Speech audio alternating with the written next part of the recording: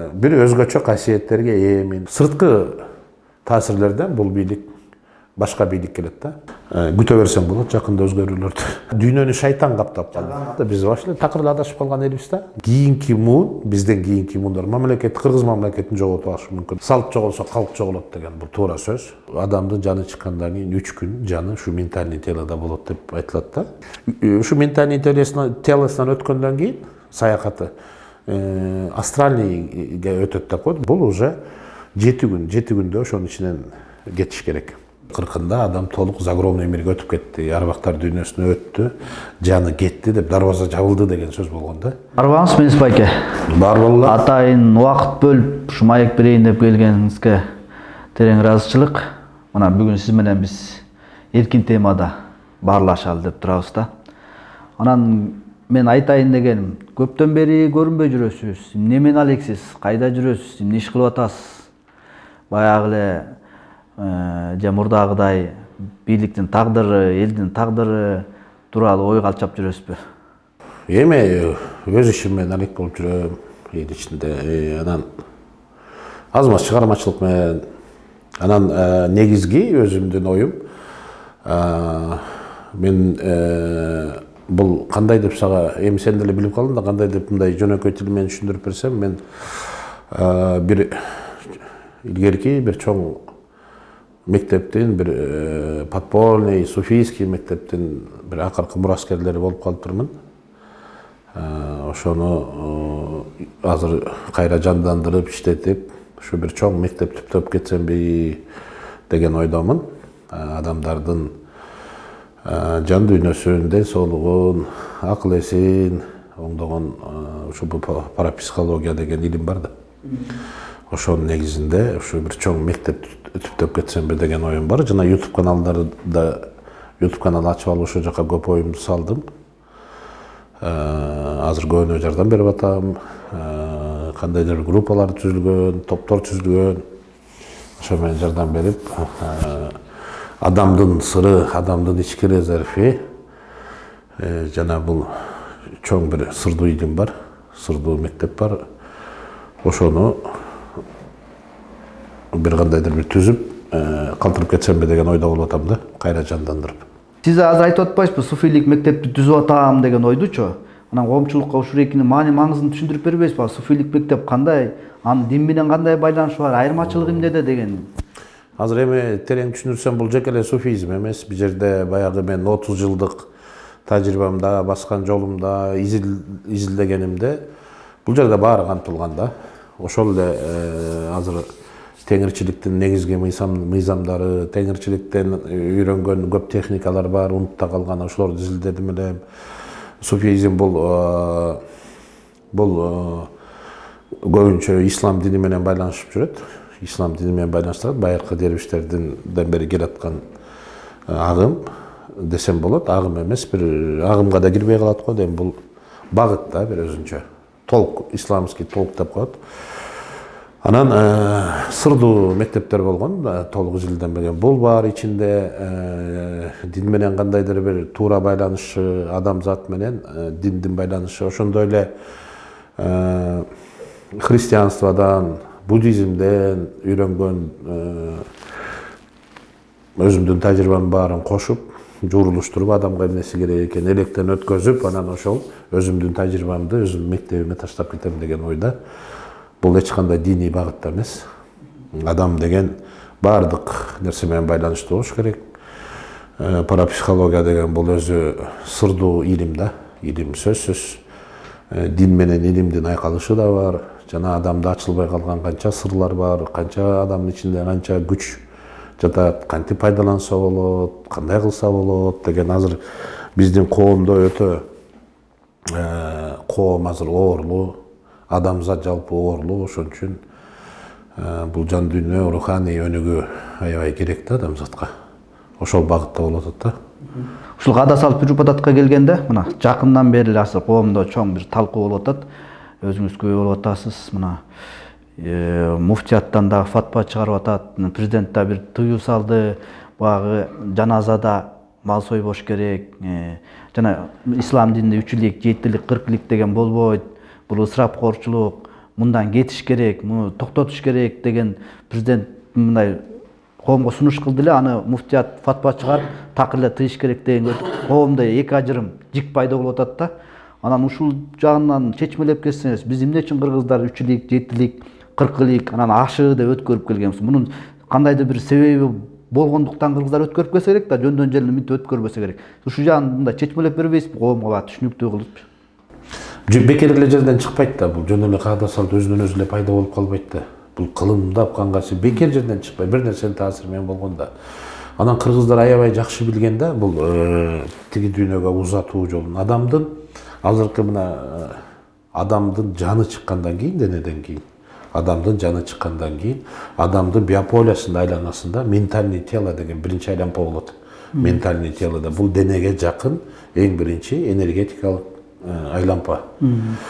Ментальный деп айтылып атпайбы, ошол адамдын кыялы, ошол үрп адаты, кайсы улуттан экени, улуттук өзгөчөлүгү, жүрүм туруму ушуга байланышкан, укум тукуму, жет атасы менен байланышкан бүт энергетиканын баары ушул ментальный телесинде болот. Кыял жорогу, жашоого болгон көз карашы кандай, ар кайсы улуттуклар кандай да.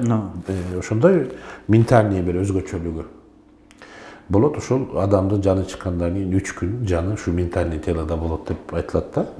Бул туура, анткени ушу үчүлүк берилген ушундан да. Адамдын жаны чыккандан кийин бүттү баары кетип калбайт, бир адам туруп жок болуп калбайт.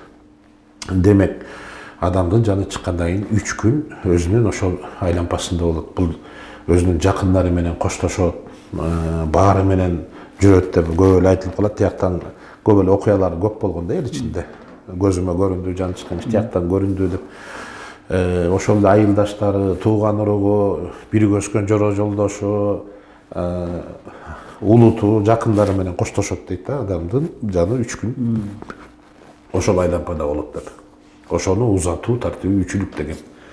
Аны кошок менен, ый менен коштоп узатышкан. Кошок ый деген бул биздин намазыбыз болгон, молитвабыз болгон, дуабыз болгон да. Дуа деген сөз болгон эмес да. Бул арабтардан келген. Анан 3 күн ошол узатуу жолунда болуп үчүлүк болот. Мал союлган үчүлүк деп. Ушу мал сойгонго каршы болот чыкпайбы? Эмне үчүн мал союлат да? Ошо тартип ошондой болгон, байыркылардын мал сойгону.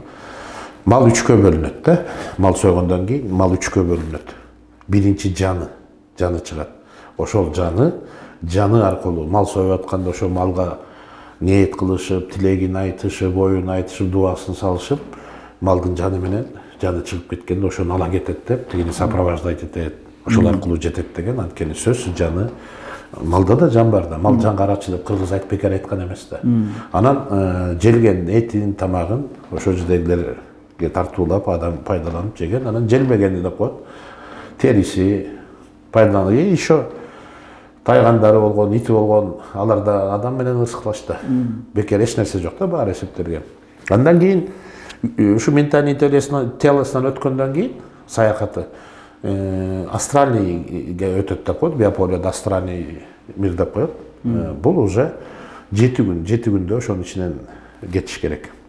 7 күндүн ичинде астральный мир деген бул адамдын периштелер менен болгон байланышы, аалам менен болгон байланышы, бир касиети, өзгөчөлүгү, табиятынан жанына бүткөн бир таланты, мүмкүн ал чоң уста болгон, баатыр болгон, же бир комузчу, ырчы чоорчу болгон, бир ушундай өзгөчөлүктө ошояктан ээ болот да. Анын колдоочулары болгон деп айтылган. Ошондо 7 күндө ошо астральный телосунан адам тазаланып, ар жака кетет деп 7-дигин беришкен. Анын да көп сырлары бар. Андан кийин 40-ына барган. 40 деп берилгени, ошо 40-ында адам толук загробный мирге өтүп кетти, арбактар дүйнөсүнө өттү, жаны кетти деп, дарбаза жабылды деген сөз болгон да. Дарбаза жабылды, бүттү ал адам. Чын азыркыча чын дүйнө деп коет. Мурун ата-бабаларына кетти деп айтылган. Ата-бабалардын артынан кетти деп. Анан ошол дарбаза жабылды деп 40-ын беришкен. Жан учуп кетти деп. Андан кийин 1 жылдан кийин ашын беришкен. Эми ашы биякта жүргөн тууган уруктарын арналып эмне мурас калды деп. Анткени ар бир адам жаны чыгып кеткенде мурас калтырат. Өзүнүн жакшы жүргөнүн, жаман жүргөнүн, агын карасын, күнөөсүн, соо бишин деп коебузбу? Ошонун баарын укум тукумуна таштап кетет. Жана тукуму кубалап, тукум кубалайт, ана мына деген ал жаны чын дүйнөгө кетет. Ошон үчүн биз өзүбүздүн урпактарыбыздын астында да милдеттүүбүз. Биз жөн эле эмне мен өлгөндөн кийин эмне болсун, ошо болсун деген жок да. Анткени сен энергетикалык ошол биополяңда калган. Азыр китепте айтылып жүрөт. Книга жизни деп коет. Амал иш дептери деп койгон ошол биополяны ошол жакта калат. Ошол укум тукумга бирөө мураскер болуп калат. Балдарыңа, неберелериңе. Ошон үчүн баардык бул аалам бири-бири менен тыгыз байланыштуу турат дегенди түшүндүрөт да. Биздин атабыз Байыртадан ушунун баарын жасап келаткан күнөөлүүбү эмне? Эмне алар басынып калыптырбы? Эмне алар шырк кылып, эмне иш кылыптыр жаман? Биздин ата-бабаларыбыз улуу кишилер болгон, улуу адамдар болгон. Мүмкүн ошо чөлдө жашаган арабтардан дагы бийик тургандыр. Эмне үчүн биз аларды азыр тыйып атабыз? Жамандашыбыз керек дейш. Эме кылышым. Ысырапкорчулук боюнча мүмкүн ысырап болуп аткан болсо, тойлорду деле токтотуп койсо болот. Көп ысыраптар бар да. Эмне деген тойлор өтүп атат, эмне деген чыгымдар болуп атат. Үйлөнүү тойлого ушундай ата-эне болгон, акчасын салып окутат, эме балдарды үйлөндүрөт. 1 жылга жетпей ажырашып кетип атат. Ажырашуу көп да. Мурун аз болгон, ажырашкан эмес.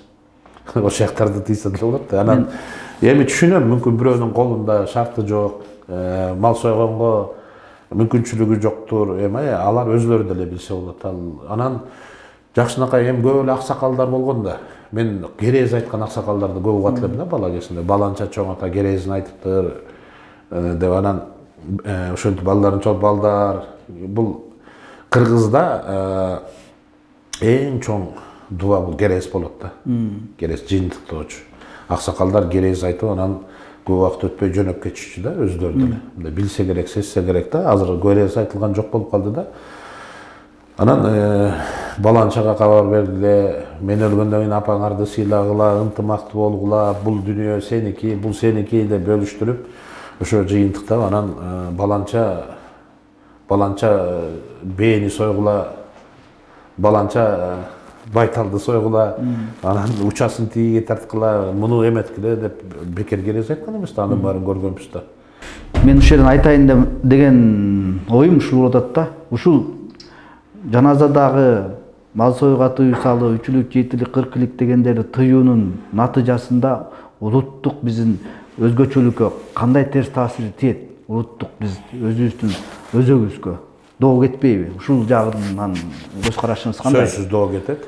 Салт жоголсо калп жоголот деген бул туура сөз. Салтыбызды жоготсок биз калп болуудан жоголобуз да. Биз башка элдердин салты менен жашап калабыз да. Андай болбош керек. Биздин улуттук өзгөчөлүгүбүз бар. Аны канча болсо да сактап калышыбыз керек. Например, тушоо кезүү деген бар. Тушоо кезүү. Бул кыргыздын сонун ырым-жырымы да. Баланын келечекке ак жип, кара жип менен аксы жолундагы жолуга турган ак карага жол ачык болсун деп. Ошол жерде ким ушундай катуу чуркап келсе, күчтүүсү тыңы чуркап келет, ошонун энергиясы өтсүн, ошону тартып калсын деген чуркап келип ким келип тиги тушоо жипти кесет. Туурабы? Ушундай сонун салттарыбыз бар. Жанагы алыстан келгенде чоң сапарга кетип келгенде кийин больницадан чыкканда ушинтип жүрөт. Келгенде жанагы мурун бардык эле апанын баары жасачу, аякка суу куюп, башынан 3 жолу айлантып, анан төгүп эшикке көмкөрүп койчу. Бул эмне? Суу деген магнит, баарын тартып алат. Магнит күчү бар, энергияны. Ошол адамдын аурасында мүмкүн жолдо келатып бир көрүнүчү көрүндү, бир кырсыкка кабылды, бир нерседен чочуп калды, же бир жаман жин шайтан бирдеме илешип келдиби деп, ошону суу менен 3 жолу башынан айлантып, суудан алып коюп, үйгө киргизбей, аурасын тазалап, анан үйгө киргизген. Мына салтыбыз көрдүң, кандай биоэнергетик, кандай күчтүү, андай ырым-жырымдар стол турат. Бул эч бир зыяны жок, эч нерсеге. Эмнеге зыяны бар? Анын эчтекеси жок. Аны ислам деле ошону жазап атпайбы? Кудайга кайрылганы, ошол пейилим, аурам таза болсун деген эле жанагы намаз окугандагы деле ошол. Тесмени алып алып сүртүп атпайбы, зикир чалып атпайбы? Эрежеси эле башка, эрежеси эле башка, мааниси бир эле болот. Буддизмдин деле мааниси бир, түбү терең изилдесең, аны бутпарас кудайство деп атат, христианство деле, ислам деле тең, баары түп мааниси бир эле. Андан кийин өзгөрүп кете берет. Анан майдалаган секталар чыккан, агрессивный, бири-бири менен кагылыштырып, бири-бири менен чабыштырган. Түбү бардыгы сүйүүгө, ыраазычылыкка, жакшылыкка үндөп атат да, бардык эле дин. Бул жерде жанагы биз кыргыз катары өзүбүздүн өзгөчөлүгүн сактап калышыбыз керек да. Эң биринчи өзгөчөлүгүбүз такыр башка элде жок. Жалгыз гана кыргызга тиешелүү бул биздин Манас. Эч бир элде жок. 7 күн тынбай Манас айтып, Манасты айтып түгөтө албайсың. Андай жок да, мына бир тууган казак элибиз деле, боордош казак элибиз деле өзбектер деле айта албайт. Анан ушундай өзгөчөлүгүбүз бар. Улуттук өзгөчөлүгүбүз көп биздин. Эмне кылса да сактап калышыбыз керек да. Анткени ырым жылымдары жоголуп кетти да. Мурун ар бир апалар көптөрөйт эле. Анан апанын баары эле биэнергетик болгон. Бала чочуп кетсе бирдеме болсо апаптап, тиги кычкач отко салып бирдеме кылып эле баарын оңдоп койчу. Мен көп эле ошонун баары айыгып эле жакшы болгон да, таасирлери күчтүү болгон да. Эмне үчүн биз жоготуп? Анткени заман өзгөргөн сайын, албетте заман өзгөргөн сайын башка муун келип баары өзгөрөт экен. Бирок биз кандай болсок да улуттук өзгөчөлүгүбүздү сактап калышыбыз керек. Мусулман болбойм деп кайсы кыргыз айтып атат? Кыргыздын баары эле азыр мусулман болом деп атат. Мусулман. Бир 90-жылдар эл адашып, кичине баягы христианский секталарга баптист болуп кеткендер бар, эми алар аз өлчөмдө. Анан баарыбыз эле мусулманбыз, бирок мусулмандын азыр бизде канча агымы жүрөт? Түшүнүксүз. Анткени биз 90-жылдары жаңы союз кулап, ушу исламды кайра кабыл ала баштаганда адашып калса керек. Анткени биз өзүбүздүн байыркы салттуу динибиз болгон. Бизде мына ошол эле татарлар менен бир динибиз, сүннөт дини. Бир гана мамлекеттен окуса болмок экенда, бир жакка жиберип, эгер билим ала турган болсо, бир багытта. Египеттенби, же кайсы биздин Турциyaданбы, биздин динибизге кайсы туура келет. Ошол гана жерден. Баары окуп кетти да. Пакистандан окуп келип атышат, Афганистандан окуп, каяктан эмнени үйрөнүп келип атат, неизвестно. Бул улутту чоң коркунуч алып барат. Кийинки муун, бизден кийинки муундар мамлекет, кыргыз мамлекетин жоготуп алышы мүмкүн. Азыркы сакталып турса, кийин жоготуп алышы мүмкүн. Анткени аны баш айланган элди сырттан туруп эле бирөө башкарып койсо болот. Ошондой нерсе. Жогоруда сиз парапсихология боюнча айттыңыз, анан буга чейин сиз менен баягы 2010-жылдарда гез чыгып жүргөндө чогуу иштешип калдык эле. Ошондо сизден интервью алып чыгылайык. Анда мындай YouTube канал же мындай телевидение, интернет агымы анча өнүгө элек кезде, ошо сизди гез аркылуу окурмандар көбүрөөк билчү эле да. Ошондо сиз парапсихолог деп чыгарчу элек. Айрымдар сизди карадуба деп атап алышты. Анан көз ачык катары билгендер бар. Анан ушул багытта караганда мындай парапсихология менен карадуба, көз ачыктык мындай бир эле түшүнүкпү же айырмачылык барбы? Бул бир эле түшүнүк, эми айырмачылыктар деле болсо керек. Бул парапсихология деген мен илим изилдөөчүмүн да, негизи. Илим изилдөөчүмүн. Элде көз ачык деп коет. Бирдемени көрүп айта алган мен жөнүндө экстрасенс деп коет, тауп деп коет. Мен жөнүндө илим изилдеген кишимин. Чын-чынына келгенде илим изилдегем, динди изилдегем, илим изилдегем, тарых изилдегем, поэзия изилдегем, башка жанагы жаш сырдуу дүйнөнү изилдегем. Негизи табыпчылыкты үйрөнгөм. Мен ар кандай бирөө башка нерсени изилдейт. Мен ошондоймун.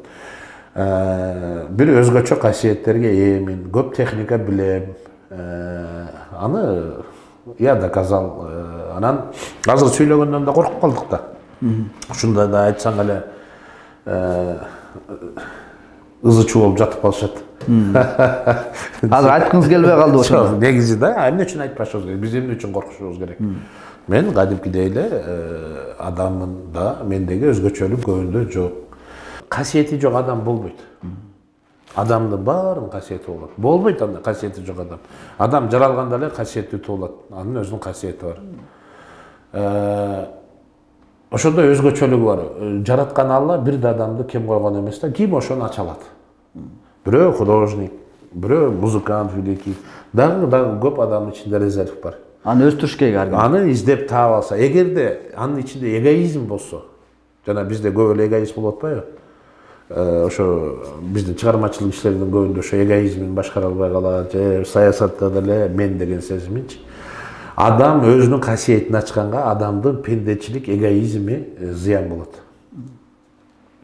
Ошо эгерде ал пендечилигин жеңе алса, пендечилик, эгоизмин жеңе алса, анда анын касиети өнүгөт. Сен эмне эгоист эмессиңби? Сен де эгоистсиң. Ошон үчүн көп нерсең ачылбай жаткандыр да. Бул сендеги Алланын күчү ачылыш керек. Божья сила. Алланын мээрими ушунча чексиз, бир дагы адамды касиети жок калтырган эмес. Просто пенде өзү ача албайт да. Мен мына көп жылдык жыйынтыкта ошого келдим. Кээ бир адам ошого расположенный, же ата бабасынан ошондой шарт түзүлүп калат, ата энесинен, же андан өйдө чоң ата чоң эне муундарынан ушу келатып, ачыл чучуру келип калат. Ошо кезде ачылып калат да. Анан касиети жок адам болбойт. Бардык адам касиети бар. Бирөө өзгөчө болуп кеткен болбойт. Ар кимдин өзүнүн өзгөчөлүгү бар. Аны адам өзү өнүктүрүп, өстүрүп атыш керек. Тока ага тоскоолдук кылган пендечилик, собственный эгоизм. Ошону ача албаган. Пейили кенен болсо, ач эме болсо, касиетин бар ачылат ал.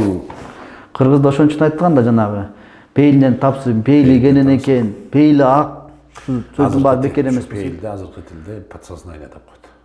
Подсознание. Азыркы түшүнүк менен айтканда. Дил деп да айтып жүрөт. Дил, пейил деген ошол подсознание түшүнүктүү берет да. Негизги адамдын ички жашоосун, адамдын эки жашоосу болот, адамдын ички жашоосу, сырткы жашоосу. Адам ошону биле албай жүрөт да. Ички дүйнө, анан духовный мир бирдеме деп атып, адам адаштырып калды да. Биз вообще такыр адашып калган элибиз да. Негизи кыргыздар байлыгыбызданчы. Адамда ички жашоо болот. Адамдын ички жашоо болот, адамда сырткы жашоо болот. Бир эле учурда эки жашоодо жашайт адам. Ички жашоо, сырткы жашоо.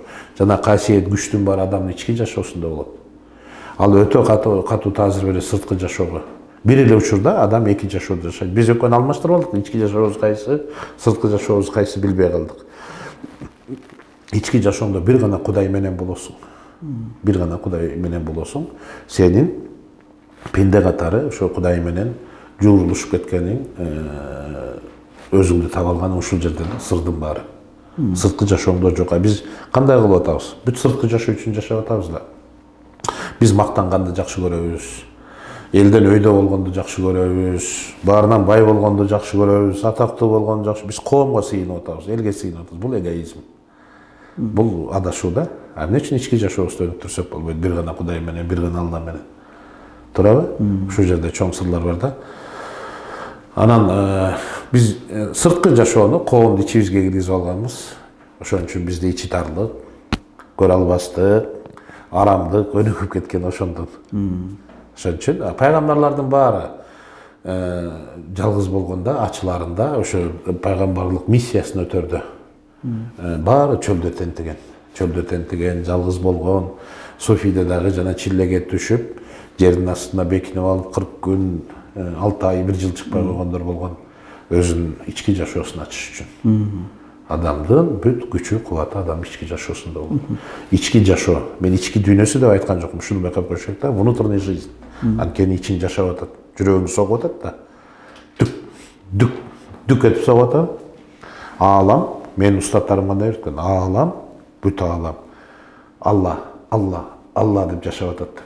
Согуп атат жүрөк окшот. Кудай, теңир деп. Айырмасы жок да. Анан ушинтип жашап атат деп. Сен жүрөгүңдү ошондой ааламдын бир бөлүгүсүң деген да. Софийдин техникасы ошол, сен жүрөгүңдү ошол аалам менен бириктиришиң керек. Сенин жүрөгүң ошо менен кошо согуп башташ керек. Эгерде өзүнчө согуп калса, сен эгоистсиң. Сиз бир ойду белгилеп кеттиңиз да. Биздин улут адашып калды деген үмүттү айттыңыз. Анан буга чейин да айттыңыз эле, биз улутту кара дуба басып калды, дубаланып калган деген ойду айттыңыз эле да. Биздин улуттун да кара дуба басып калганын кандай чечмелеп түшүндүрөсүз мындай? Мындай азыр мен түшүндүрүп берейин. Мен кара дуба деп көп жаздым. Кара дуба, биздин улутка кара дуба келет, кара дуба басып калган, кара дубадан арылышыбыз керек деп жаза берип, кийин мени кайсы десем, кара дуба эмес деп, кара дуба жазган деп досторум тамашалап жүрүп ошондой сөз кетти да. Азыр биздин улут кара дубада да. Анткени улут бир бүтүн болуш керек. Бир биополияда жашайт улут. Казактардын биополиясы башка, улуттук биополиясы бар. Өзбектин улуттук биополиясы бар, орустун улуттук биополиясы, кыргыздын өзүнүн биополиясы бар. Ушул бирдей мындай бир бүтүн болуш керек да, улутта идеология болуш керек. Улут эмес, жеке адамдын биополиясы тартипке келе албай калат да. Ичинде ак-кара күрөшө берипчи. Ошону тартипке салыш керек. Анан азыр биздин улуттун биополиясында эмне гана жок. Кандай биздин багытыбыз кайсы? Биз баш айланып калган улут болуп атпайсызбы? Кайсы динге, саясаттабы, диндеби, руханий өнүгүүдөбү, экономикада башаламан болуп атпайбы. Кара дуба улут өзүн жоготот деп. Улут бир бүтүмгө келе албайт деген нерсе да. Кара дуба деп жазганым ошо болчу да. Анткени эмне гана жок азыр биздин улутта. Ар кандай мотивационный учениялар көп экен бизге билинбегенчи. Бирөө тигини окуп атыптыр, бирөө муну окуп атыптыр, топ болуп ар кайсы динде жүрөт. Башаламан. Ушу биз бир гана Манаска бириксек болот эле да. Манаста бүт идеология бар да, биздин улутчу. Атеистик союз дейбиз, кудайсыз коммунисттердин учурунда деле Манас катуу өнүккөн экен да. Мектептерде окутулган, окумуш болуп, биздин улут өзүнүн улуттук касиетин жоготту, улуттук өзгөчөлүгүн жоготкон да, кара дуба пайда болот да. Кара дуба деген эмне? Биздин биополияга сырттан келген энергия, бизди байлап калганда сырттан келген. Кытайдан келгендер, Арабтан келгендер, Батыштан келгендер, жада башка жактан келип атканда биз ошого баш ийип жашап калганда өзүбүздүн улуттук өзгөчөлүгүбүз жогот. Мына ушуну кара дуба деп коет. Бир адамды кара дуба салганда анын ким экенин унутуп калат. Ошол эле Маңкурт, Чыңгыз Айтматов Маңкуртту ким экенин унутуп калган. Каяктан чыккан, эмне өзүнүн энесине, ата тегин унутуп коет. Энесин өлтүрөт. Өзүнүн ата теги эмес, өзүнүн ким экенин унутуп калат. Энесинин жаа менен жүрөк атат. Ошондой болуп калганбыз да. Муну Чыңгыз Айтматов деле жазган. Ал кара дуба дебей Маңкурт деп берсе керек да. Мен кара дуба деп түшүндүрдүм да. Элге ошо жакын болот да. Ошон үчүн биздин эл качандыр бир учурда биздин биополиябызда бүт маалымат сакталганда, биздин урпактарыбы, бизби ошол маалыматты ойготуп, улуттук өзгөчөлүктү жандандырып кетсе болот деген маалымат бар да. Бул ошон үчүн жазылган нерсе да. Азыр жеңил ойлоп атпайбызбы? Күнүмдүк жашоо, күнүмдүк саясат бир нерсе менен алаксыпчы. Эми ушундан чыгуунун жолу барбы? Кандай? Конечно, жолу бар. Ал үчүн улут эмнеге биригебиз? Эмнеге биригебиз улут? Бир нерсеге биригишибиз керек да, туурабы? Бир духовный байлыкка, например, мамлекеттер бар да. Бир гана адамга, например, улуу Кытай мамлекети Конфуцийдин акылы менен жашап атат. Туурабы? Конфуцианство негизи алардын жан дүйнөсүн кыймылдатып, ошол көз караш, ошол философияны жашап атат.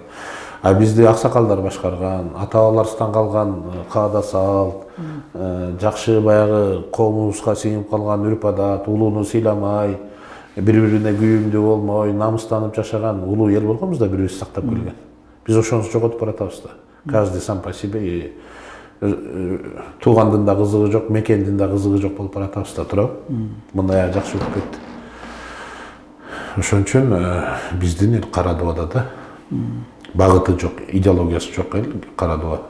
Башка элдин идеологиясы менен жашап баштадык да. Өзүбүздүкү менен эмес. Орустардыкы менен жашап келсек, азыр арабтарга өтүп атабыз, дагы кимге өтүп атабыз түшүнүксүз. Биз ички өзөгүбүздү таба албай атабыз. Өзөгүбүздү таба албай атабыз. Өзүбүздүн байыркы булагыбыздан ажырап атабыз. Чыңгыз Айтматов аягында көп айтып калганда, надо вернуться истокам депчи. Өзүбүздүн баягы улуттук өзгөчөлүгүбүзгө кайтып келишсе, биздин биополиябыз, биздин күчүбүз ошол жакта. Биз эч качан орус боло албайт экенбиз, киргиз болуп калат экенбиз. Бизде орус болдуң деп орустар жакшы көрбөйт. Же араб болдуң деп араб жакшы көрбөйт.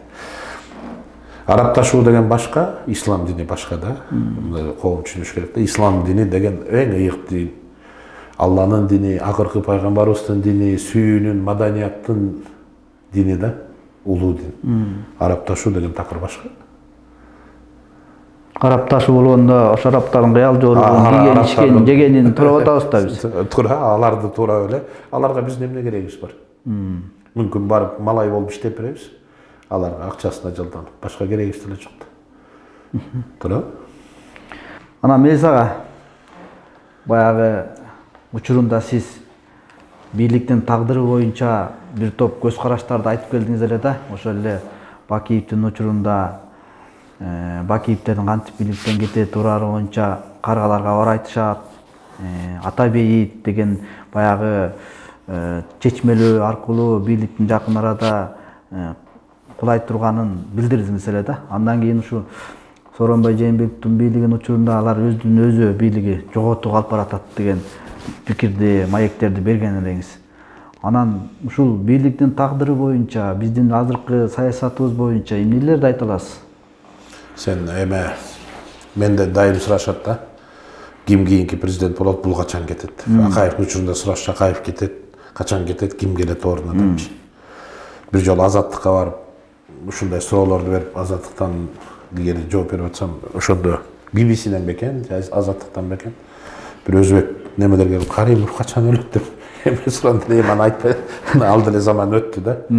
Ушундай ар кандай суран, бул ар бир элде эле кызык болсо керек, бизде эле. Коомго кызык болот. Кыргызстанда эле эмес, башка улуттарда делечи, башка кошмо өлкөлөрдө деле бул кызыктуу тема да. Акаев кетти, баары кетти. Азыр сенин сурооң бул бийлик эмне болот, анан кандай болот деген болуп атат да. Ар кимдин, например, ар бир президентти тарых алып келет. Жөн эле бирөө президент болуп калбайт. Акылдуусу келсе деле, акылы жогу келсе деле, күчтүүсү келсе деле, ошол элге, коомго жана улуттун биополиясына жараша деп атпайм. Улуттун биополиясы менен баарын билсе болот да. Анан Сооронбай Жээнбеков жөнүндө мен Назира Айтбековага бергеним ошол айтылып жүрөт окшойт интервьюсунда. Мага гезитке да интервью бергенин айттыңыз да ошону. Ошо сага деле берсем керек көп нерсени. Давай азыркы бийлик жөнүндө да. Азыркы бийлик мындай да, азыркы биз саясий, духовно, экономический, мына 3 багытта биз кыргыздар эч нерсе кыла албайбыз да. Биз алсызбыз. Саясий да алсызбыз, духовный да алсызбыз, азыр экономический да. Биз сыртка зависимийбиз, сыртка муктажбыз. Азыркы бийликтин дагы келгени ушу сырт менен байланыштуу. Кийин бул бийлик кеткенде көп ачыкка чыгат. Кайсы разведка жасаганы, кайсы мамлекет келгени, жанагы бардык ушу бул бийликтин жанагы эмнеси буравестники деп коебу, биринчи жанагы учуп келип бул бийликтин келерин жана Чоң Казак деген бир эме чыкты эле партия. Ошолор кимге жалданканы, эмне үчүн ошондой сүйлөнгөнү, саясат боюнча ушундай да. Бул бийлик дагы сырткы күчтөр менен кетет. Сырткы күчтөр менен келген, сырткы күчтөр менен кетет. Ушул жерден сизден ачык эле сурайынчы, сиз ушуну чындап эле мындай туюп билип айтасызбы, же бул саясаттагы анализдеп туруп эле көз караштарды, сырткы ички болуп аткан окуяларды анализдеп туруп эле анан кийин баа бересизби? Же кандайдыр бир сырттан белгисиз күчтөр тарабынан белги береби, сыр береби? Мен манасчылардан сурайт элем да. Манасчылардан кантип манас айтып калдың депчи. Ушул эле ушинтип сурайт элем да, сен мындай кичине башын жаттадыңбы, анан же кайыптан бир келдиби, ошон үчүн манас айтып атасыңбы десем, ушу баары бирдей эле жооп берет эле да. Мен кичине оюма келип, анан сөздөрдү жаттап, минтип отуруп кирип кете берем. Аралашып Эмне болуп айтканын билбей калам депчи. Меники деле ошондой жооп да. Эми көзүң тирүү болгондон күндө интернеттен баарын көрүп атканда анализ жасайсың. Эң биринчиси, мен биринчи анализим. Биринчи мен саясатчы эмесмин өзүм. Экинчиден бир да саясатчыга ишенбейм. Мага болбойт ишенгенге. Менин ички маданиятым ишенгенге уруксат бербейт да. Анткени вери Богу, людям доверяй деген мыйзаммен жашайм да. Вери Богу, людям доверяй, бир Кудайга ишен. Анан бир да саясатчыга, бир да адамга ишенбейм. Анан саясатта өзү чындык жок да. Экинчиден улуттун биополиясын жакшы билем. Бул жерде жана сага жооп анализ да бар, сырткы күчтөрдүн, сырдуу күчтөрдүн мага берген таасири менен бунун баары айтылат да. Жана манасчылардыкындай эле да. Анализ жасап, ага саясий анализ жасап эмне болгонун анчын бир саясий центр болуш керек го дейм, борбор. Саясий эксперт болуп, эксперт болуш керек го дейм, бир ошондой борбор болуш керек го дейм. Бул бийликте ошентип сырткы күчтөр менен сырткы таасирлерден турган болуп аткан окуяларга байланыштуу болуп калат да Кыргызстандын тагдыры. Ошондо мындай убактысын айта аласызбы? Бул жерде элдин бийлиги жок. Элде эч өзгөрүү болгон жок да. Элде эч өзгөрүү болгон эч кандай. Анан фейктердин заманы болуп атпайбы? Дүйнөнү фейк каптап калган. Азыр биринчи мындай жакшы жүрөк кубандырган нерсе Россияда антифейк пайда болду да. Фейктердин жүзүн ачып. дүйнөнү фейк каптап калды да, дүйнөнү шайтан каптап калды. Жалган каптап калды. Жалган бул шайтан. Шайтан жалган. Шек адаштыруу, адам башын айлантуу жана мен айтып аткан кара дубада. Мен ушуларды эле жазгам. Кара дуба деген ушул да, фейк. Кимге ишенериңди, эмнеге ишенериңди билбей каласың. Адам өзүнүн ким экенин билбей калат. Маңкурт болуп калат да. Кайсы маалыматка ишенерин билбей калат да. Ошол тазалануусу болот да. Биз сырткы таасирлерден бул бийлик башка бийлик келет да. Дагы бул жанагы бир учурда көчмөндөр оюндары болгон кезде, например, биринчи көчмөндөр оюндары, экинчи көчмөн оюндары Атамбаевдин учурунда болду да. Ошол кезде улут бирикти да, биздин улут. Биригип, ошондо элдердин ошол көчмөндөр оюндары бүткөндөн кийин 1-2 ай мен элдердин ичиндеги бир кубанычын, бир улуттук сезиминин көтөрүлүп калганын байкап жүрдүм да. Азыр андай жок да. Бул сырткы күчтөрдөн улут, сырткы биздин биополе сырткы таасирге катуу таасирленип калган ушундай нерсе пайда болду. Мен суроома айлантып атасыз. Так дагы сурап коеюнчу.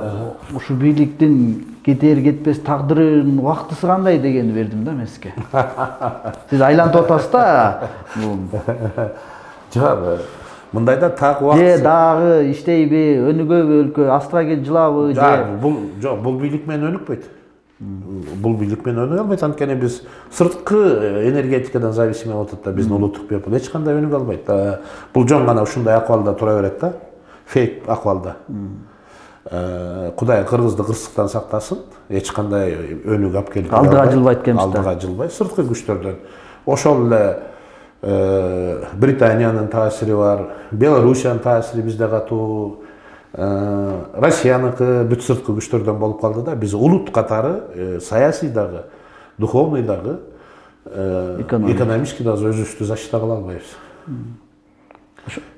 Ошондо сырткы өзгөрүүлөргө жараша, например, Россия менен Украинанын согушу дүйнөгө кандай өзгөрүү киргизип атат, дүйнөлүк порядокко. Биз дагы ошолордун таасириндебиз да азыр. Ошол таасирге жараша Россия менен Украина кандай өзгөрөт, кандай тынчтык орнойт. Биз кичинекей Кыргызстан эмес, дүйнөнүн эли да ошондой болуп атат да. Европа, Америка, Кытай, чоң мамлекеттер да ошого байланып атпайбы. Азыр бул Кыргызстан эмес, жалпы эле адамзатта өнүгүү. Мен мындай ойлонуп көрүш керек да, улуттун биополиясынан сыртка чыгып ойлоно билүү, жалпы адамзаттын биополиясын ойлоно билүү, жалпы адамзаттын өткөн чагын сезе билүү, жалпы адамдын келечегин сезе билүү деген болот. Бул суфийде ушул окулат да, суфийдин сырындачы. Терең сырлар бар да бул жерде. Күтө берсең болот, жакында өзгөрүүлөрдү байкай берсең болот. Мен сага атайын убактыңызды бөлүп, келип пикир алышып, маек бергениңизге ыраазычылык билдиребиз. Амандык болсун, эсендик болсун, аман болуңуз.